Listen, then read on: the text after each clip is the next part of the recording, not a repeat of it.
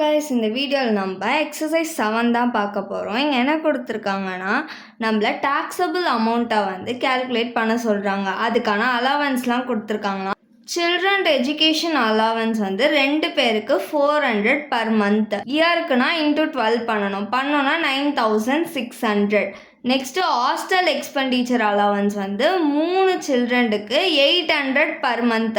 Into 12 பண்ணோன்னா நம்மளுக்கு yearly கிடைக்கும் 28,800. நெக்ஸ்ட்டு வந்து ட்ரைபல் ஏரியா அலவன்ஸ் வந்து 600 பர் மந்த் கொடுக்குறாங்களாம். இயருக்கு கன்வெர்ட் பண்ணணும். இன்டூ 12 பண்ணோன்னா 7,200. அலவன்ஸ் ஃபார் டிரான்ஸ்போர்ட் வந்து 12,000 பர் மந்த் தான். இன்டூ 12 பண்ணோன்னா 1,44,000. பிஎம்னா பர் மந்த்துக்கு கொடுத்துருக்கிறது எல்லாத்தையுமே நம்ம வந்து இயருக்கு கன்வெர்ட் பண்ணணும். 1 இயருக்கு எவ்வளோ மந்த்து? 12 மந்த்தா? அதனால தான் இன்டூ 12 பண்ணுறோம் எல்லாத்துக்கூடையும். இதோட ஃபார்மேட் வந்து பர்டிகுலர்ஸ் ருபீஸ்.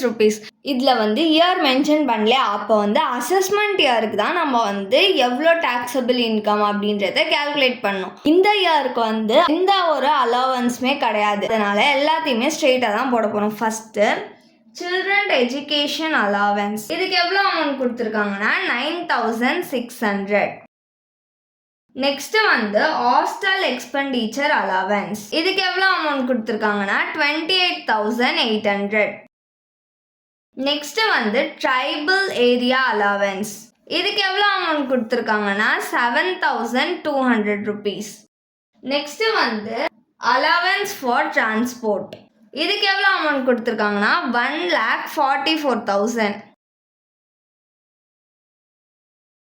இப்போ நம்ம இது எல்லாத்தையும் ஆட் பண்ணிக்க போகிறோம். இது எல்லாத்தையும் ஆட் பண்ணால் நம்மளுக்கு 1,89,600 rupees கிடைக்கும்.